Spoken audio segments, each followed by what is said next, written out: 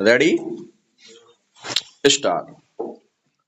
हाल ही में स्कूल खुले, बच्चे स्कूल आए, स्टॉप। फिर क्या हुआ? शिक्षकों की माथे की सलवटें बढ़ी ही हुई थी, वे और बढ़ी, स्टॉप। स्थितियां ठीक नहीं होनी थी, नहीं हुई, स्टॉप। मुश्किल इतनी भर नहीं थी कि बच्चे को जो आता था वे भूल गए हैं, स्टॉप। इतनी भर भी नहीं कि बच्चों ने एक कक्षा में जो पढ़ा था वह भूल गए और उसके बाद की एक कक्षा को बिना पढ़े ही पास कर लिया है, स्टॉप। यानी कक्षा 1 का बच्चा कक्षा 3 में आ पहुंचा है, जबकि उसके साथ काम होना था कक्षा 1 और 2 की दक्षताओं पर, स्टॉप। शिक्षकों के सामने बच्चे हैं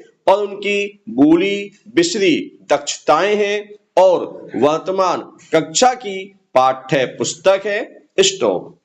शिक्षकों के सम्मुख सामने खड़ा है, मार्च है, जिसके बाद बच्चे एक कक्षा और आगे पहुंच जाएंगे, स्टॉप। मुश्किल यह भी नहीं कि जो योजनाएं बनाई, सोची, जिन पर काम करना शुरू किया, उन पर महामारी के बहुरूप के बादल मंडराने लगे, स्टॉप। इसके चलते चुनाव भले ही नए स्थगित हुए हों, शादियां भले ही शान से गाजे बाजे से हो रही हों, बाजार भले ही अपनी धज में लोगों की भीड़ से घिरे हों, लेकिन स्कूलों के बंद होने का संकट आना ही था, सो आ ही गया, स्टॉप। पैरा। आजादी के पहले से ही रोटी रोजगार के लिए गांवों से लोगों का शहरों में पलायन होता रहा है, स्टॉप। आज की तरह जब सरकारी नौकरियां सीमित थी, लोग बाग अपनी योग्यता के अनुसार परदेश जाकर परिवार के भरण पोषण की व्यवस्था कर लिया करते थे।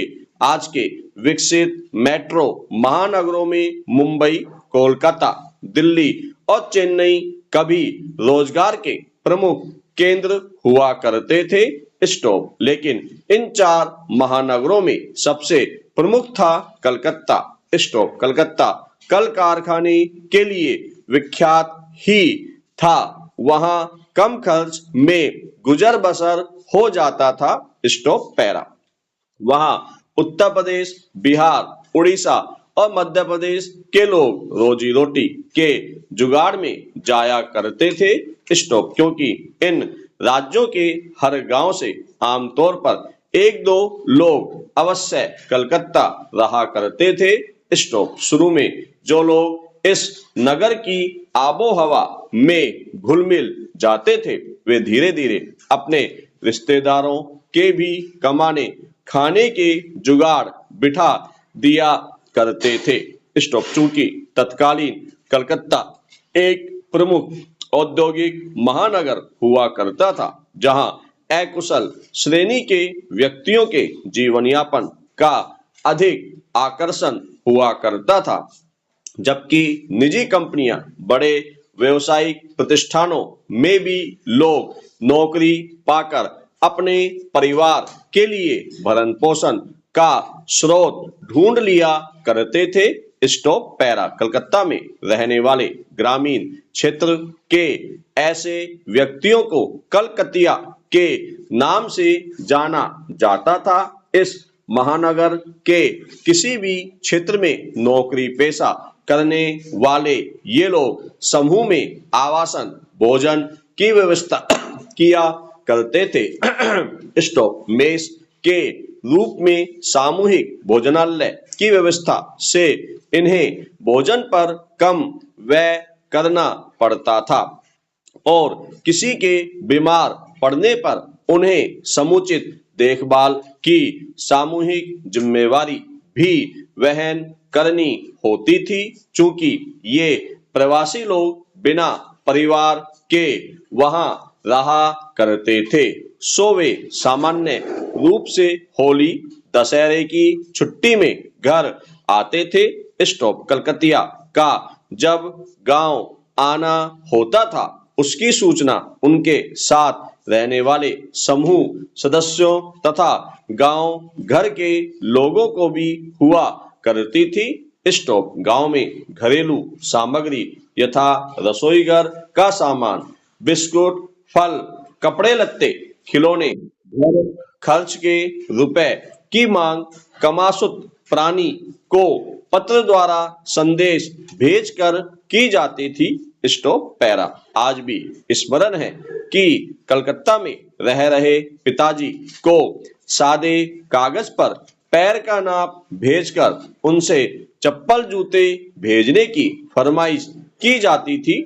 स्टॉप। हाथी, घोड़े, ऊंट, शेर की आकृति के बने बिस्कुट जब पिताजी किसी को भेजते थे तो हम भाई बहनों में उनके लिए छीना झपटी हुआ करती थी।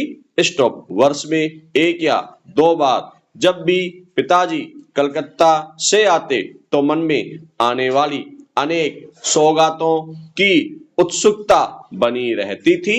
स्टॉप। बचपन का वह कौतूहल आज शहर के माल या ऑनलाइन खरीदे गए सामान में तनिक भी नहीं दिखता, क्योंकि उन दिनों कम चीजों का सुख और संतोष आज बाजारवाद की बहुलता की भेंट चढ़ गया दिखता है।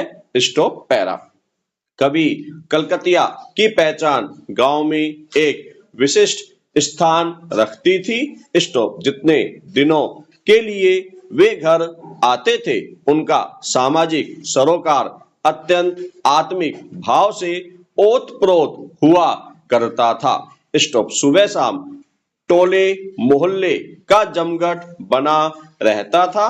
स्टॉप। गांव के वरिष्ठ लोगों से स्वयं वे जाकर मिलते, गपियाते और स्नेहित संबंधों के तार को मजबूती प्रदान करते थे। स्टॉप। कलकतिया के वापस जाते समय गांव के उनके साथ वहां रहने वालों के लिए घर का बना कुछ नमकीन, ठेकुआ जैसे व्यंजन छोटी पोटली में पैक कर कर पत्र के साथ जरूर भेजा जाता था। स्टॉप। चूंकि रेल परिवहन ही मुख्य साधन था गांव से कलकत्ता आने जाने का, इसलिए जिस प्रकार आने वाले कलकतिया को गांव घर के एक दो लोग स्टेशन उन्हें लाने जाया करते थे, ठीक उसी प्रकार उनकी वापसी के समय भी लोग उन्हें स्टेशन विदा करने जरूर जाया करते थे। स्टॉप। बुजुर्ग कहा करते थे कि जब देश में रेल नहीं चली थी उस समय अत्यंत सीमित संख्या में भी नौकरी करने लोग कलकत्ता महीनों की थकाऊ पैदल यात्रा करके जाया करते थे। स्टॉप। पैरा। आज जब औद्योगिक स्वरूप से अलग होकर कलकत्ता अपने अतीत के वैभव से बिखर चुका है, जाहिर है कि परदेशी कलाकृतियां भी अपने अस्तित्व को विस्मृत कर रहा है। स्टॉप। परदेशी का हृदय और मस्तिष्क सदैव पारिवारिक हित के साथ सामाजिक ताने बाने को जीवंत रखने में दिलोजान से एक प्रतीक के रूप में मान्य था। आज भौतिक सुख की असीमित अंगड़ाई ले रहा है। स्टॉप। न्यूनतम साधन में अपना और परिवार का गुजारा अपने समस्त मनोरथों की संतुष्टि के ये आयाम अब दुर्लभ हैं, लेकिन बीते कल के इस गौरवपूर्ण सामाजिक पहचान को स्मरण कर वर्तमान और भावी जीवन के पथ पर पड़े असंतोष और अवसाद रूपी कुछ कांटों को हम हटा तो अवश्य सकते हैं, चूंकि परिवर्तन प्रकृति का नियम शाश्वत नियम है। इसलिए आज लुप्त हो रहे परदेसी कलकतिया को स्मरण कर हम कुछ पल के लिए अंतर्मन में गुदगुदी अवश्य पैदा कर सकते हैं। Stop para. बाजार से एक पैकेट मशरूम लाया तो पत्नी ने तारीफ करते हुए कहा, क्या बढ़िया मशरूम है। स्टॉप। मशरूम सचमुच बहुत अच्छा था, ताजा, साफ सुथरा, दाग रहित। स्टॉप। कुछ देर वह पैकेट खाने की मेज पर रखा रहा। स्टॉप। बाद में उस पर नजर गई। नीले रंग का घटिया किस्म का प्लास्टिक का आयताकार पैक और ऊपर पतला पॉलीथीन लपेटा हुआ था। मन में सवाल आया कि क्या यह मशरूम कागज या अन्य पर्यावरण मित्र पैकिंग में नहीं हो सकता था।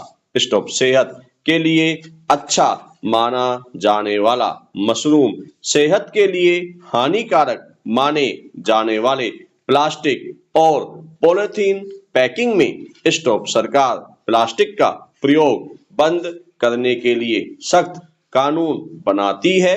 स्टॉप। उसे सख्ती से लागू करने का दावा करती है, लेकिन खरा सच यह है कि सही तरीके से बात बननी शुरू नहीं होती। स्टॉप। जनता को चाहिए अनुशासन का कोड़ा। Stop para. उपदेश दिए जाते हैं कि शुरुआत खुद से करें। स्टॉप। हर व्यक्ति कपड़े का थैला लेकर बाजार जा सकता है ताकि खरीदा गया सामान उसमें लाए। स्टॉप। किसी भी सामान, सब्जी, किराना या पहले से पैक सामान को अलग अलग थैलों में लेने के बजाय सीधे घर से लाए हुए थैले में डालें। स्टॉप। यह वही नियम है कि आप दूसरों को नहीं बदल सकते, खुद में बदलाव ला सकते हैं। वैसे ऐसा भी नहीं कि हम कुछ बदल नहीं सकते। स्टॉप। मसलन मशरूम के पैकेट की बात करें तो उस विक्रेता से मशरूम उगाने वाले का संपर्क नंबर लेकर उससे बात कर उसे प्रेरित कर सकते हैं। स्टॉप।